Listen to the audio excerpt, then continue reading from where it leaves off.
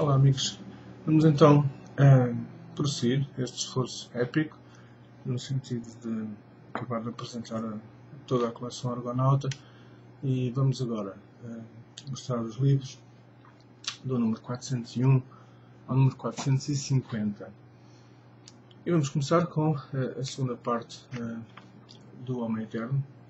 O Homem Eterno 2, do Gordon R. Dickinson. O Homem Eterno 1 foi a obra que apresentámos a última obra apresentada no último vídeo. Isto é a conclusão.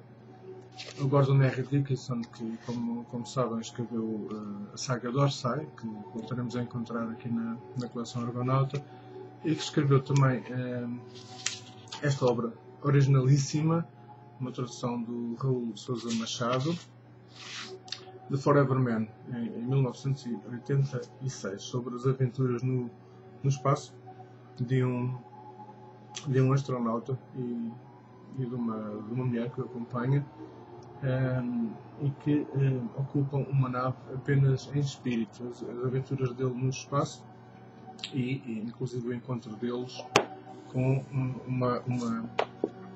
uma espécie alienígena muito inteligente. Aliás, o encontro deles com essa espécie e o que o Gordon R. Dickinson descreve como sendo um bailado à luz das estrelas é das ideias mais bonitas que eu já encontrei em ficção científica. Só isso valia a pena ler a obra. E temos depois o James Blish, O Dia Depois do Juízo Final. O Dia Depois do Juízo Final é um livro brutal. É um livro que eu gostei imenso, que eu li várias vezes, uma tradução de Raul Sousa Machado. The Day After Judgment foi escrito em 1972. E gostei imenso porque eu gosto imenso de magia, como sabem, de obras ligadas à magia, daí gostar tanto do Clifford Simak também, porque ele aborda esse tema recorrentemente. E este livro foca precisamente isso. Magia, neste caso magia negra, feitiçaria, invocação de demónios. Está muito, muito interessante. Eu li isto várias vezes. Este livro, aliás, como eu foco num vídeo próprio, prestou-se a um grande erro da coleção Argonauta, porque este livro é formado por dois pequenos livros diferentes, A Páscoa Negra e O Dia Depois do Juízo Final. Embora a obra em si aqui se intitule apenas O Dia Depois do Juízo Final, todavia a Páscoa Negra, já integra este livro, foi depois publicada novamente na edição, na coleção Argonauta, num livro mais fininho, com outro título, outro nome, mas exatamente a mesma coisa. Foi um erro muito grande, presumo eu, pelo menos espero que tenha sido um erro, porque se foi propositado ainda é pior, não é? De qualquer modo, James Blish, O Dia Depois do Juízo Final, para quem gosta de magia negra, não podem perder esta obra, que é absolutamente fantástica e perturbadora. Depois, quando surgir a Páscoa Negra, que salvo está nesta série, até o 450, depois voltarei a falar nisto. Temos aqui depois, então, mais uma edição que reúne uma série de contos que são editados, escritos pelo Isaac Asimov, e estes contos são uma introdução, portanto, é sempre uma introdução de Isaac Asimov. Eu pessoalmente gosto muito das introduções que os autores, ou digamos, os que reúnem a antologia de contos, escrevem, falando um pouco de cada conto, explicando o porquê das suas opções. Aliás, ressalto que o Stephen King, que como sabem, além de ser um dos meus autores preferidos do género, tem inúmeros contos publicados, inúmeros livros que são em si antologias de contos. Ele tem sempre uma particular atenção para com os seus leitores. Há sempre uma introdução, muito cuidado, onde ele explica pormenorizadamente cada um dos contos, chegando até o ponto de dizer o que é que o inspirou para cada um deles, a história de cada um deles é muito interessante.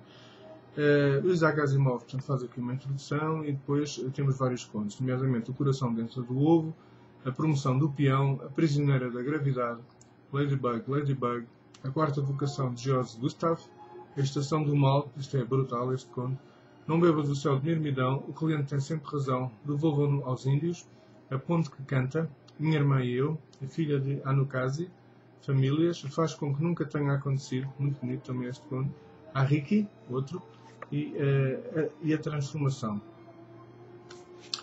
Muito bom. As Vozes do Futuro, da coleção Argonauta, uma tradução do Samuel Soares. Escrito em 84, Tomorrow's Voices é o título original. O número 403 da coleção Argonauta. E vamos depois para uma outra obra, O Mundo de Midas, que é publicada, como tantas outras, em 2 volumes pela coleção Argonauta. Frederick Pohl, a energia ilimitada e a um custo insignificante poderá ser um bem para a humanidade? É, digamos, a súmula que podemos encontrar, a súmula que nos prepara para o que podemos encontrar neste mundo de Midas. Samuel Soares traduz, são o número 404 e 405 da coleção Argonauta. O mundo floresceu com a dádiva quando Amalfi Amadeus inventou o reator de fusão. Mas nada no mundo é verdadeiramente gratuito. Ora, 404, 405.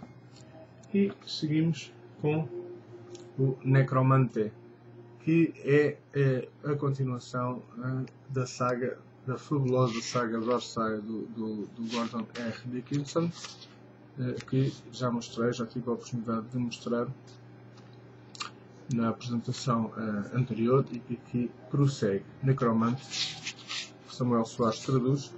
Necromancer é o título original. Esta saga é das mais belas que eu tive a oportunidade de ler na coleção Argonauta. E depois temos um livro, Missão de Vingança, do Bertrand Chandler. Um membro do Serviço de Exploração Espacial da Federação está sem autorização a bordo de uma nave roubada, equipada com armas poderosas pirateadas no seu próprio serviço, a perseguir uma missão de vingança os aliados da sua própria Federação. The Road to the Rim é a obra do Bertrand Chandler, que é considerado um autor clássico na ficção científica. Aqui volta o Eurico da Fonseca a traduzir. O A. Pedro mantém-se com as capas. Este foi escrito em 87. E depois temos novamente o Bob Shaw, que volta com 2 livros. Os Balonautas 1 e 2, nomeadamente o 408 e o 409. Tendo levado durante séculos uma existência tranquila, os habitantes humanos da Terra Baixa vêm subitamente confrontados com uma invasão de Ptertas, a cujo poder destruidor não podem opor-se devido ao seu atraso tecnológico. Assim depressa compreendem que a única esperança de salvação consiste em abandonarem globalmente o seu mundo e dirigirem-se para a Terra Alta, um mundo gêmeo situado no mesmo universo habitável também, mas aparentemente deserto.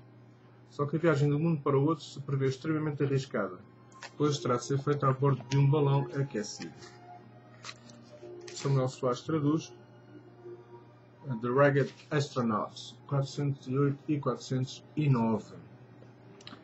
E seguimos para o 410, uma obra do Paul Anderson, intitulada Estas Estrelas São Nossas. No amor e na guerra tudo deve ser leal. Com a galáxia dividida entre 2 confederações implacáveis, assim devia ser. Mas como montar uma armadilha a um telepata de grandes e espantosas capacidades e capturá-lo? É a súmula do Reclaim These Stars, uma tradução de António Porto. O A. Pedro continua a traduzir. Eu faço aqui um parênteses só para vos contar uma coisa a propósito da qualidade em termos de vídeo destas gravações. Como já se aperceberam, embora a câmera foque bem as coisas, ou relativamente bem as coisas, quando mexo, nota-se sempre algum arrasto. Isso fez-me confusão durante muito tempo. Eu pensava que fosse da câmera, mas se fosse da câmera não focaria bem as coisas. Além de ser a câmera tem uma qualidade razoável, é uma Logitech. Pensei que fosse da luz, mas já fiz várias experiências. Pensei que fosse dos settings, só temos fazer experiências com os settings e nada resulta. Portanto, este arrasto mantém-se.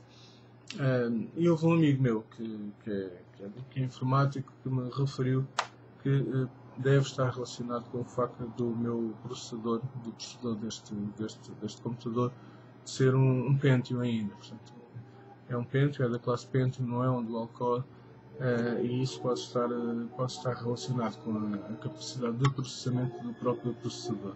Portanto, como não é previsível eu nos próximos tempos mudar de computador, pelo menos enquanto este se aguentar, e aliás dá perfeitamente para as minhas necessidades pronto, peço desculpa, mas parece que é realmente vamos ter que continuar com a qualidade possível em termos de vídeo nestas apresentações. Eventualmente um dia gostava de fazer uma experiência com esta câmera e com um portátil já mais moderno, vamos ver se tem essa possibilidade, para ficar com a certeza absoluta se é da câmara ou se é mesmo por causa do processador. Mas vamos seguindo então com o romance, uma obra do John Sladek, intitulada Bugs. Fred Jones é um escritor de bolsos vazios que vai para o outro lado do Atlântico na ânsia de os encher. Em vez do que espera, encontra um mundo em que está tudo à venda. Em Las Vegas encontra um assassino. Em Nova York é preso por assassínio. Em Minnesota dá consigo construir um robô para o exército. Tudo muda sobre os seus olhos.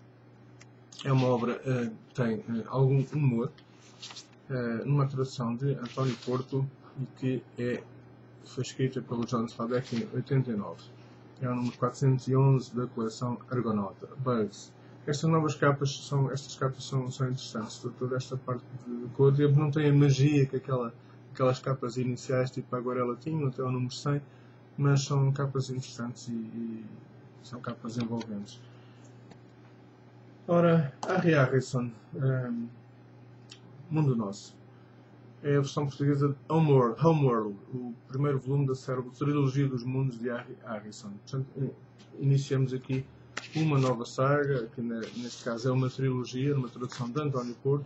Homeworld foi escrito em 1980 por Harry Harrison. Este é o primeiro volume. Ora, Jan Kulodzik é um membro da privilegiada elite da Terra. É também um brilhante engenheiro e, como tal, goza dos benefícios da civilização do século XXIII, que sobreviveu ao colapso global e conseguiu conquistar as estrelas. Um dia, encontra Sarah, uma bela agente de um movimento clandestino que tem por objetivo destruir o domínio dos senhores da Terra e que lhe mostra um mundo sórdido que ele nem sonhava que pudesse existir. Jan vê-se então obrigado a escolher entre os escravos e os senhores. Ora, temos aqui mais um romance de características com política pelo meio, ou uma obra política com romance à mistura, como quiserem. Harry Harrison, Mundo Nosso, 412 da coleção Argonauta, e o início de uma nova trilogia e de uma nova saga. E voltamos depois à fabulosa saga Dorsai do Gordon R. Dickinson, com o Soldado da Terra 1 e 2, o 413 e o 414 da coleção Argonauta. O jornalista Olin vira ao seu cunhado, o marido da sua irmã, o homem sob a sua proteção, morrer em consequência do insensato ato de violência dos amigáveis, e decide dedicar-se à sua completa destruição. Ainda que fosse um simples homem da velha terra, era capaz de destruir mundos sozinhos. Mas no seu caminho estava outra figura solitária, Jameson Black, um homem de fé. A saga de Orsay, acreditem, é fabulosa. É uma das sagas, como eu já referi, mais interessantes das que eu li na coleção Argonauta. Em seguida temos uma obra do Fritz Leiber, O Tempo, o Espaço e o Cérebro, que é o 415 da coleção Argonauta. Esta obra ganhou o prémio Hugo e foi a geradora de um movimento renovador da ficção científica, conhecido como New Wave. O próprio Brian Aldiss diz que de todos os trabalhos de Leiber, este é o mais pleno de imprevistos e contém riquezas de ilusões que o tornam muito mais experimental do que aqueles que se reclamam disso. A luta de ficção científica entre as aranhas e as serpentes constitui o elemento de aventura clássica da novela. É transformada no final do livro numa luta dentro da mente do próprio cosmos. Ao unirem entre si todas as possibilidades, os demónios uniram também o mental com o material. Todos os seres de quarta ordem vivem dentro e fora de todas as mentes através de todo o cosmos. Até este lugar é o seu modo, um cérebro gigantesco, onde o seu pavimento é a base do cérebro. A fronteira do vazio é o córtex, a matéria cinzenta. Sim, mesmo os maiores e os menores guardiões são análogos das glândulas pineal e pituitária que de alguma forma sustentam todo o sistema nervoso. Eu não li esta obra, parece muito interessante. Uma tradução do António Porto, de Big Time. Isto foi escrito em 1961 e ganhou o Prémio Hugo. Penso que valerá, sem dúvida, a pena ler. Depois temos do Brian Aldiss, que fez o elogio à obra anterior, Os Negros Anos-Luz. Através de séculos, num planeta anos-luz do nosso, criaturas nasceram num delta lamacento e evoluíram até se tornarem jardineiros astutos, para os quais a madeira e a cerâmica eram como metais, e a filosofia religiosa uma ocupação. Não conheciam o mal, nem sabiam o que fosse a dor, porque não a sentiam. Muito interessante também, Os Negros Anos-Luz, do Brian Aldiss, tradução de António Porto. The Dark Light Years é o título original e foi escrito pelo Brian em 1964. Aqui numa tradução do António Porto, o A. Pedro continua a fazer as capas ao 416 da coleção Argonauta. E a seguir volta ao poeta da ficção científica, o Ray Bradbury. Que escreve aqui O Cemitério de Lunáticos, uma obra publicada em 2 volumes na coleção Argonauta. O herói destas aventuras é um argumentista e um adorador de estrelas. Em 1954, na Noite das Bruxas, uma mensagem anónima convida a ir ao cemitério de Green Glades, onde irá encontrar uma grande revelação. A revelação é um cadáver, ou antes, uma reprodução perfeita de Arnbonot, o antigo e poderoso senhor do grande e glorioso estúdio Maximus Films, que morreu 20 anos antes, ou não? O leitor e o seu amigo Roy, inventor de cenários e artifícios para os filmes de ficção científica, lançam-se numa viagem pelo passado e pela verdade. Mas qual a verdade? O Ray Bradbury, qualquer obra dele é um acontecimento. Qualquer obra dele se torna quase como uma obra de culto, ou mesmo uma obra de culto. Eu não li este cemitério de lunáticos. Como eu vos referi várias vezes, eu li a maior parte dos livros da coleção Argonauta que tinha, e que seriam sensivelmente uns 200, há 30, 35 anos, há muito tempo, portanto. Reli alguns, entretanto, poucos, mas digamos que as memórias que tenho são mesmo de uma idade que era muito novo, tinha 8, 9, 10, 11 anos, quando li todos estes livros. E sempre tive o sonho de terminar a coleção Argonauta. Foi um sonho que persegui toda a vida e que felizmente acabei, aqui há 2 anos, sensivelmente. Mas foi só também nos últimos anos que consegui, como também já vos referi, com a ajuda do meu pai e com o meu próprio esforço também, acabar a coleção Argonauta. Portanto, há muitos destes livros, sobretudo os desta última fase, que eu comprei para terminar a coleção, mas que ainda não tive realmente a oportunidade de ler. Não sei se vou conseguir fazer isso, não sei se vou lá chegar, mas eu gostava de um dia, daqui a uns anos, quando tivesse, digamos, mais algum sossego, pelo menos em termos mentais, conseguir reler toda a coleção, ou pelo menos ler muitas das obras que não li, e gostava muito de voltar a reencontrar muitas das personagens e das histórias que já visitei. Consigo ou não, fica aqui o registro. Portanto, é o grande objetivo destes vídeos, é prestar a minha homenagem, como já disse, à coleção Argonauta, que é uma coleção fabulosa e que preencheu o meu imaginário e me fez muita companhia durante uma parte muito importante da minha vida, quando era muito novo. Era uma porta de escape para mim. Muitas destas obras permaneceram no meu imaginário profundo e acompanharam-me a vida inteira. Portanto, o objetivo é, como já referi várias vezes, prestar uma homenagem à coleção Argonauta, e que estes vídeos, para quem gosta de ficção científica e de livros, o que nas novas gerações penso se está infelizmente a perder, embora tenha vindo a ser substituído por outros domínios, por outros interesses ligados às novas tecnologias e à parte comunicacional de uma maneira mais dinâmica, mas pronto, pensando que ainda subsistirão alguns dos velhos resistentes, e por outro lado que ainda possam haver alguns jovens que tenham um gosto pelos livros pelo redescobrir de uma coleção antiga. Importante fica este registro, que eu próprio gostaria muito de ter encontrado aqui há muitos anos, não é? E vamos prosseguir então com o John Brunner, a mais bela, não há mais bela, não há, há mais coisas no céu, perdão, há mais coisas no céu. O título aqui, eu sou um pouco daltónico, tenho uma imensa dificuldade em conseguir ler. Confesso-vos que a letra antes do A eu não consigo ler, não sei se vocês conseguem, eu não consigo. De qualquer maneira, John Brunner, há mais coisas maravilhosas no céu e na terra que o homem poderá alguma vez sonhar, escreveu William Shakespeare. E julgamos saber hoje quanto isso é verdade. O que não sabemos é quanto nos falta ainda descobrir. Foi o que pensou David Drummond quando um dia em Crete disse ao seu amigo Henry: acabo de ver Leon, aqui mesmo nesta cidade.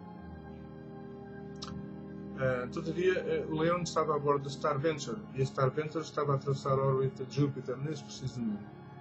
Ora, aqui está mais um romance do John Brunner, que também tem umas obras muito interessantes na coleção Argonauta. Uma tradução do António Porto, More Things in Heaven. Este foi escrito em 73.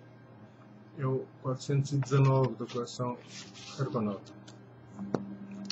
E depois passamos a mais dois livros que são publicados, portanto, uma obra publicada em 2 volumes. O Desvio para o Vermelho, do John Steed. A bordo do Redshift, a luz desloca-se a 10 metros por segundo e o som a cerca de 6.7. Tudo mais resulta destes valores. Os passageiros novos na relatividade devem saber que estes efeitos foram todos verificados no espaço normal e são explicados pela teoria especial e geral da relatividade de Einstein e também pela mecânica newtoniana. A única diferença significativa a bordo do Redshift é de que eles acontecem a velocidades observáveis. Ora, aqui está uma obra de características científicas e tecnológicas que corresponde ao número 400 ou 421 da coleção Argonauta. Os 2 livros fazem parte deste tal lote recente com o qual eu consegui terminar a coleção e foi comprado em Lisboa, na Feira do Livro, em 13 de maio de 2010, no dia de Nossa Senhora de Fátima. Redshift Rendezvous é o título original. E isto é traduzido pelo António Porto. E o A. Pedro continua a fazer as capas. 420 e 421 da coleção Argonauta. E passamos então, depois a mais uma obra ligada aos Dorsai, intitulada O Espírito de Dorsai. Mais uma obra da saga Dorsai, do Gordon R. Dickinson, que foca as aventuras do elemento principal e também de alguns familiares e amigos de um conjunto de mercenários militares, mas com códigos éticos e de honra perfeitamente definidos e muito inteligentes, que são os Dorsai, também comprado na Feira do Livro em 2010, em 422 da coleção Argonauta. E passamos depois ao James Blish, Viagem pelos Mundos. Esta é um livro que tem uma série de contos do James Blish. Tem uma nota introdutória escrita pelo próprio Blish na Alexandria, em Virgínia, em 1967. E as histórias é um estilo de traição. Isto não tem índice, infelizmente, não colocaram o índice. Depois tem os escritos do rato. Depois tem, e alguns eram selvagens. A seguir tem um crepúsculo de deuses. Depois tem Não Tão Cego Como Isso. E nada de piadas sobre Marte. E termina com Que Beleza Se Houvesse Estandartes. É um conjunto de novelas curtas. A variedade dos temas é das mais amplas, vão da substituição da diplomacia pela traição aos motivos que continuam a aconselhar a esterilização das naves espaciais. Um conjunto de contos marcados pela imprevisibilidade. Número 423 da coleção Argonauta, numa tradução de António Porto. Depois temos uma obra de Robert Sheckley, Imortalidade e Companhia. De que serviria o suicídio de Thomas Bland no mundo e num tempo em que os mortos podiam ser ressuscitados para que os seus corpos fossem usados por quem tivesse dinheiro para os pagar? Esta obra serviu de base ao filme Free Jack. É uma obra de Robert Sheckley, também faz parte do lote com que eu acabei a coleção Argonauta, uma tradução de António Porto. Immortality Incorporated, escrita em 1959 pelo Robert Sheckley, 424 da coleção Argonauta.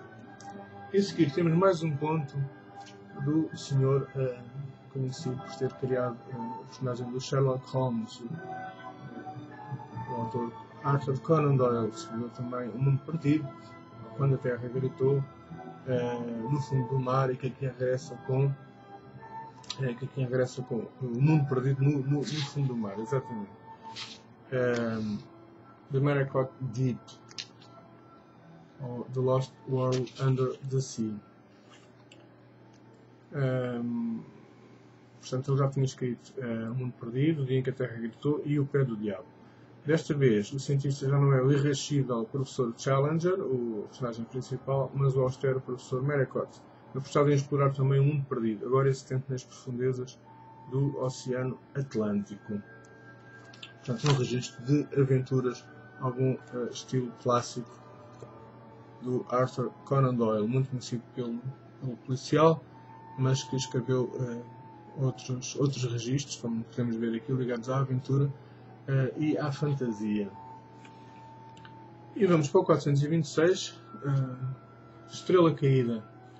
O James Blish é convidado a participar numa expedição ao Polo Norte organizada pelo explorador profissional Farnsworth. O redator científico Julian Cole não espera encontrar nada mais excitante do que, por mero acaso, um urso polar. O objetivo da expedição era descobrir, conservados pelas baixas temperaturas, resíduos de meteoritos provenientes da guerra travada pelo planeta 4,5 com Marte, ou com Júpiter, entre os quais se situava. Mas o ceticismo de Julian Cole começou logo a desvanecer-se mal conheceu os seus companheiros de expedição, como a provocante mulher a cúmplice de Farnsworth, o Dr. Lenz, que procurava afogar num alcoolismo suicida um passado misterioso, e Elbers, o albino louco, detentor de um segredo que abrangia 15.000 anos e metade do sistema solar. Ou seja, um segredo mais arrepiante do que qualquer vendaval ártico. Fica aqui a suma do Estrela Caída, de uma tradução de António Porto. Fallen Star é o título original. É o 426 da coleção Argonauta. E depois passamos para mais dois livros que correspondem à obra O Homem do Castelo Alto, de um dos autores mais conhecidos, um autor de culto, o Philip Kendrick Dick. O Homem do Castelo Alto é um escritor que vive num mundo em que a Alemanha de Hitler e o Japão ganharam a Segunda Guerra Mundial, em que a América do Norte foi dividida em três espaços. A leste ocupada pelos nazis, a oeste pelos japoneses e a central um estado tampão, neutro. Temos depois uma realidade alternativa e preocupante que nos chega da mente de Philip K. Dick, que nos deu algumas das obras, muitas delas adaptadas para cinema, das obras mais estranhas da ficção científica. E temos depois a chegada dos terrenos. O que acontecerá quando os homens chegarem a Marte? É o título. O planeta descrito pela autora é diferente do revelado pelas sondas espaciais. O mundo em declínio, árido e hostil, onde os terrenos irão encontrar mares mortos, civilizações perdidas e tribos secretas desagradadas da intromissão na sua glória ida. Viram, pois, as ruínas de uma brilhante cultura e riram-se das histórias de deuses invencíveis e de uma magia perdida nas cidades proibidas de Jakarta, Marrakech e Valquis, mas não se riram por muito tempo. É uma tradução de António Porto, The Coming of the Terrans, escrita em 1967 pela Lee Brackett, uma autora que na sua introdução, termina com uma frase muito gira. Posso confirmar cada uma destas aventuras, afinal, eu estive lá presente. Fantástico e original. 429. E a seguir, O Mundo dos Anjos, do S.N. Lewitt. Para outros pilotos de combate, Gaelin é o anjo, o melhor da sua força de elite, mas para os poderosos governantes, o Conselho de Dinoreus, ela não passa de uma conspiradora que pretende conquistar o lugar a que tem direito. Perseguida por recordações, Gaelin sente, mesmo no espaço, que os clãs do poder de Kashaut a acompanham e sabe que se render à magia da sua infância terá de abandonar as honras e privilégios pelos quais tanto lutara em Dinoreus. Nesta altura, antes mesmo de poder efetuar a sua opção, descobre um segredo mais antigo do que qualquer um dos seus mundos e, de súbito, vê-se com o futuro de ambos nas mãos. Angel at Apogee é o título original, escrito em 87, numa tradução de António Porto. É o 430 da coleção Argonauta. E a seguir, o Roger Zelazny apresenta-nos O Mundo dos Sonhos. Aqui aparece o Shaper, um modelador, um psicanalista que usa os sonhos para compartilhar o espírito dos clientes e libertá-los assim dos complexos. Um dia, porém, Aileen Dalot, uma psiquiatra, pede o seu auxílio para se tornar também um Shaper. Mas como é cega, que efeitos poderá repercutir no psicanalista a fusão do seu espírito com o de Aileen? E por outro lado, que efeitos poderá desencadear no espírito da psiquiatra o conhecimento do mundo visível? Do Dream Master é o título original, foi escrito em 1966 pelo Roger Zelazny, uma tradução de António Porto.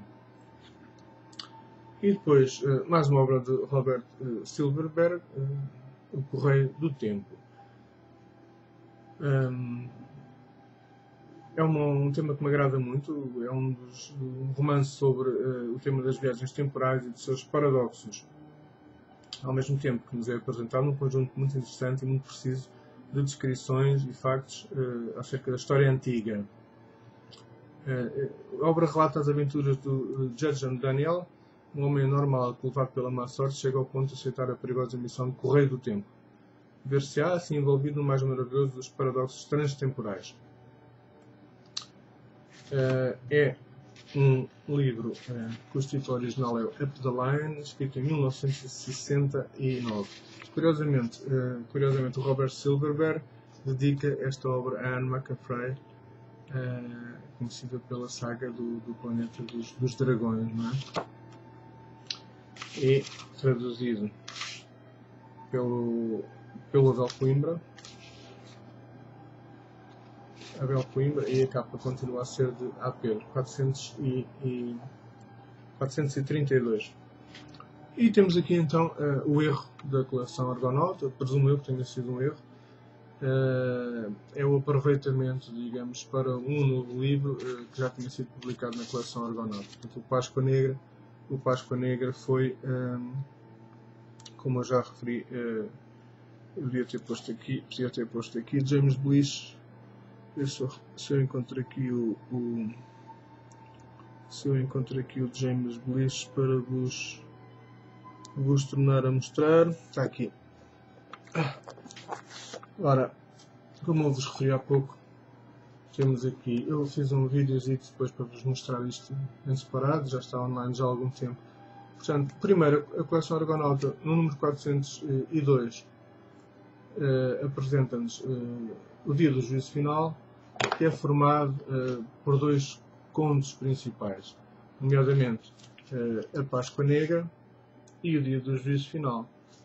E depois, no número 433, a coleção Argonauta edita então a Páscoa Negra, que é o segundo conto já publicado no dia depois do Juízo Final. Portanto, espero que tenha sido um erro, uma desatenção, mas é realmente imperdoável, sobretudo por parte de uma coleção que se dedica à ficção científica e já há muitos anos. Portanto, dá a ideia que não há aqui qualquer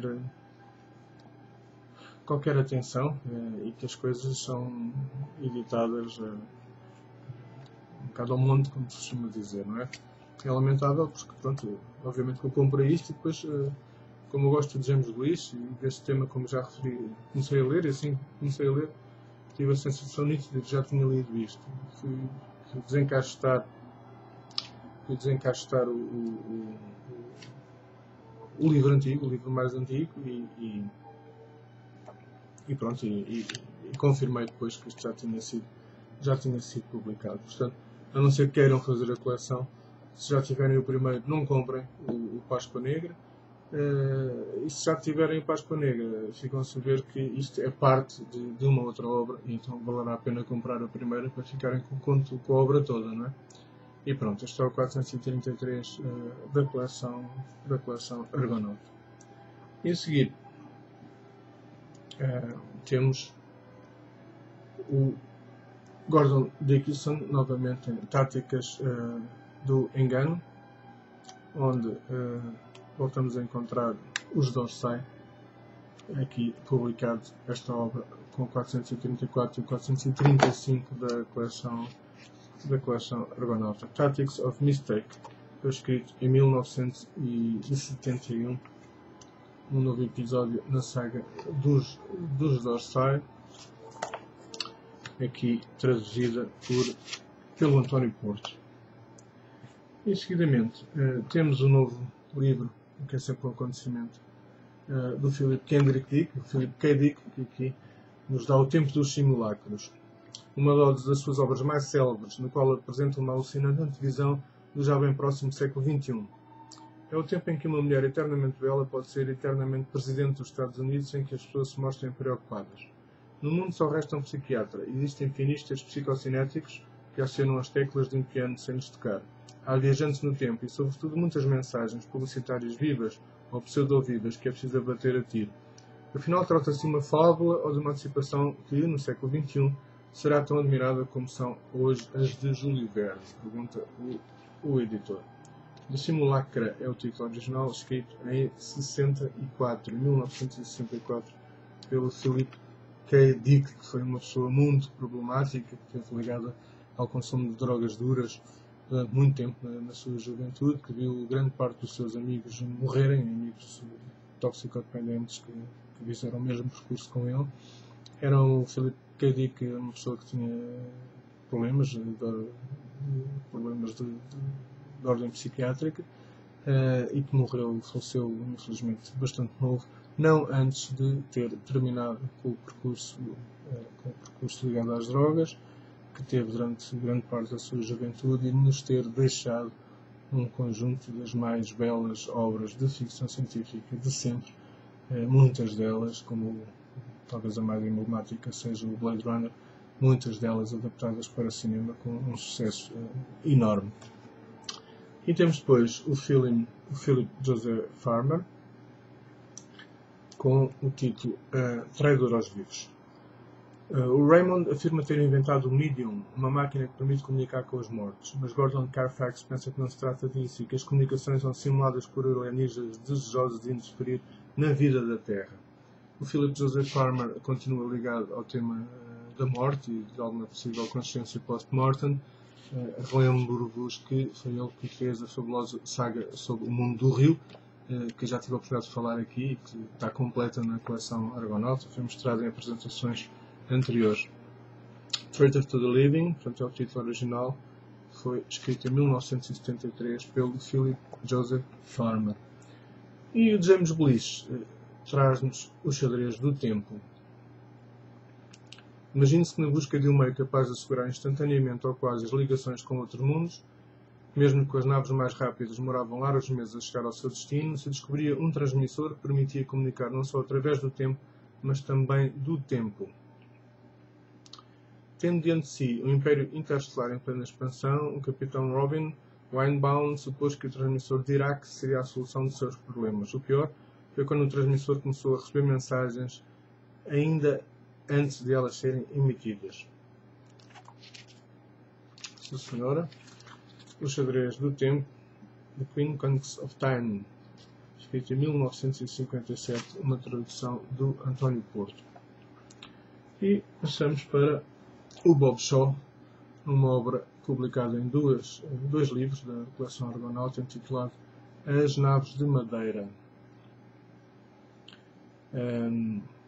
Esta obra, que é o 439 e 440, é a continuação dos Balonautas, que foi apresentado no número 408 e no número 409 desta própria apresentação. É a continuação. A Terra Alta, a Terra Baixa, a superfície da Terra Alta, onde se refugiaram os habitantes de Terra Baixa, está agora coberta de pequenas povoações, mas contra todas as possibilidades, os que ficaram no mundo original tornaram-se imunes à doença que levaram os outros a emigrar e decidem atacar a Terra Alta.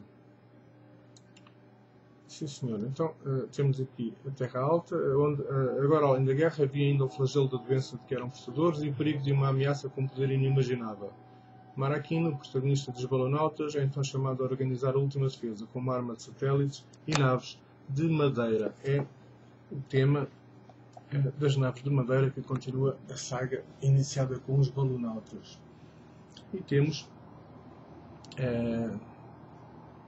os Jogadores de Titã, mais uma obra do Philip K. Dick, que está amplamente representado na coleção Argonauta. Os Jogadores de Titã têm as criaturas da Lua de Saturno, que é a mais misteriosa do Sistema Solar, que deviam passar por humanas ou inumanas a seu bel prazer. Como a guerra que haviam travado com os terrestres parecia não ter fim, propuseram ao que restava da humanidade a substituição das armas por uma complexa competição em que os ardis se sucederiam até ao infinito. O problema é que os Jogadores de Titã eram tão traiçoeiros na paz como na guerra. O que estava em causa era um bem muito valioso, o próprio mundo. O título original é The Game Players of Titan. Foi escrito em 1963 pelo Philip. E é o número 441 da coleção Argonauta, numa tradução do António Porto. E voltamos ao Gordon R. Dickinson, de um grupo de 6 astronautas que tinham ido à Lua treinar-se para a primeira viagem às estrelas. Fazia parte Ralph Harald. Entretanto, a Terra tornara-se num mundo adormecido em consequência da difusão da energia destinada ao fabrico dos produtos alimentares. Como, porém, Ralph surpreendentemente ficara imune a este efeito, coube lutar contra as forças ocultas que dominavam o mundo dormente. Pois, enquanto elas não fossem vencidas, a viagem às estrelas não poderia ser iniciada. Gordon R. Dickinson, que nos deu a saga Dorsai, aqui dá-nos um mundo adormecido. Uma tradução de Santos Tavares, Sleepwalker's World, escrito em 1971. E temos depois o regresso de James Blish em dois livros, uma obra publicada em 2 livros pela coleção Argonauta. Esta capa está bastante interessante, esta. Dr. Mirabilis. Esta nova obra integra-se na trilogia After Such Knowledge, embora sendo uma história independente. Roger Bacon é a personagem principal, um monge herético, ocultista e genial. Um homem dotado de uma visão que se estendia para além do nosso tempo. Um homem que se arriscava a ser condenado e executado por heresia e magia quando em busca da verdade científica. O ambiente da Inglaterra, de Paris e de Roma no século XIII é recriado como se fosse atual. A exigente e prestigiada revista New Scientist não regatou louvores a este Dr. Mirabilis. Obra extraordinariamente poderosa, plena de interesse e que faz pensar. Bliss é um mestre a tecer os factos e a fantasia de uma maneira inextricável. É então o número 443 e 444 da coleção Argonauta. E passamos para uma capa preocupante, Um Demónio no Cérebro, um título também preocupante, do Frederick Pohl. É uma obra muito importante deste autor, conta-se a história de um homem que de súbito se sente obrigado a cometer crimes atrás de crimes por influência de uma força estranha, demoníaca, que lhe ocupa o cérebro e domina o corpo, reduzindo ao papel de espectador impotente. O pior é que isto não acontece só a ele, mas a mais pessoas em todas as partes do mundo. A sociedade está, portanto, a desintegrar-se, e tudo indica que se trata de uma invasão de seres invisíveis, agentes do mal, vindos de um inferno situado a algures entre as estrelas. É súmula do que podemos encontrar nesta obra traduzida pelo Santos Tavares, Demon in the Skull, escrito em 84 pelo Frederick Pohl e publicado em 94 pela coleção Argonauta. E voltamos então a Van Vogt. Van Vogt nos dá aqui o universo de Morton. O Van Vogt é um dos autores mais complexos de ficção científica. Aqui podemos encontrar uma personagem chamada Morton Cargill, que um ano depois de ter atropelado mortalmente uma jovem vê aparecê-la aparentemente viva para anunciar-lhe que fora condenada à morte pela Sociedade Intertemporal para o Ajustamento Psicológico. E isto representava apenas o começo, pois quando se escapou da câmara de execução, Morton viu-se perante a mais espantosa das aventuras num futuro muito distante. 3 sociedades em conflito procuravam para o utilizar nos seus desesperados planos. Van Vogt, sempre complexo, de Universe Maker, escrito em 1953, aqui numa tradução de António Porto. O A. Pedro continua a fazer as capas, em 1446, da coleção Argonauta. E a seguir, o Bob Shaw oferece-nos uma obra publicada aqui em 2 volumes, Os Mundos Fugitivos 1 e 2. Este conjunto de 2 livros encerra a trilogia iniciada com os balonautas e prosseguida com As Naves de Madeira. Portanto, acaba aqui com Os Mundos Fugitivos. Os anos passaram, a vida nos planetas gêmeos, Terra Alta e Terra Baixa, tornou-se monótona, ao ponto de Marraquim II, neto do homem que os salvara, lamentar que os tempos atuais já não sejam aqueles em que o seu ilustre antepasado viveu.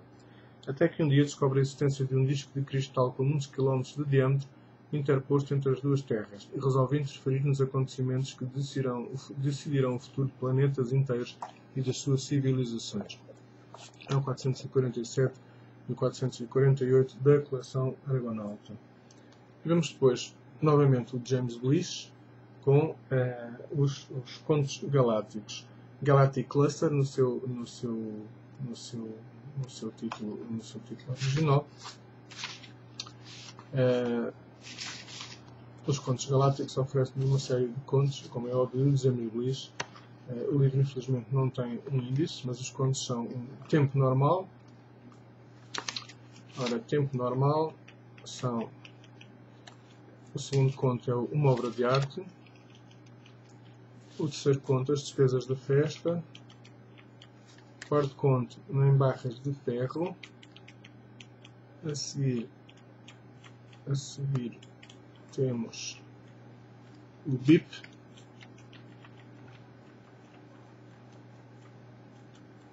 E com o BIP encerramos, digamos, esta antologia de contos galácticos da autoria do James Blish, que é o 449 da coleção Argonauta e tem uma introdução de António Porto, de capa do A. Pedro.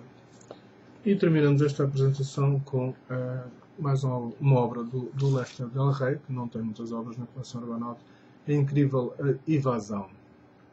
Hunter era o chefe da estação espacial e Sandy e Galligan ainda confiavam nele, apesar da sua manifesta insegurança. Os invasores dominam a estação espacial. O receio de serem descobertos fazia estremecer os 3 humanos. Estas e muitas outras perguntas, quem teria invadido a estação espacial, que linguagem usavam os invasores, é a versão portuguesa de Siege Perilous, uma das melhores obras de Lester Del Rey, um historiador consagrado. Tradução de António Porto, escrito em 1966, A Incrível Invasão, número 450 da coleção Argonauta. E com este número terminamos esta apresentação. Estão apresentados 450 livros, faltam 152, portanto, com mais 2 apresentações, fica apresentada toda a coleção Argonauta. Confesso que tenho tido muito gosto em fazer estas apresentações, digamos, a minha homenagem à coleção, e espero que hajam pessoas que as possam considerar úteis, pessoas que estejam a conhecer agora a coleção, pessoas que estejam a tentar acabar a coleção. É esse o propósito. Muito breve, então, um abraço.